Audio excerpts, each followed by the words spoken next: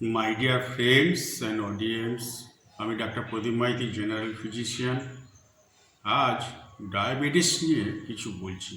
আমাদের ভারতবর্ষে অধিকাংশ মানুষ টাইপ 2 ডায়াবেটিসে ভুগে থাকেন।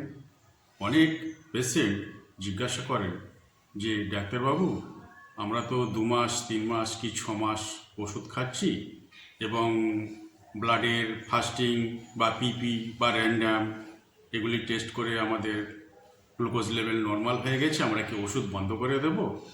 এই বিষয়ে আমরা বলছি যে আপনি নিজে থেকে ওষুধ বন্ধ করবেন না, ডাক্তারবাবুর পরামর্শ মতো আপনারা বন্ধ করবেন। কারণ এই ব্লাড সুগারের ফলে আমাদের শরীরে কিডনি ভয়ঙ্করভাবে ক্ষতিগ্রস্ত হয়, লিভার ক্ষতিগ্রস্ত হয়, চোখের ভয়ঙ্করভাবে ক্ষতিগ্রস্ত হয়।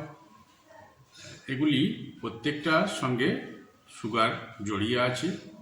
শুধু তাই নয়, উচ্চ রক্তচাপ, কোলেস্টেরল, ওবেসিটি এগুলি প্রত্যেকটি সঙ্গে অঙ্গাঙ্গিভাবে জড়িত। সাময়িকভাবে দেখা যায় যে সুগার লেভেল হয়তো কমে গিয়েছে, কিন্তু অনেক ক্ষেত্রে চোখের সমস্যা, কিডনির সমস্যা বা লিভারের সমস্যা এগুলি লেগেই থাকে।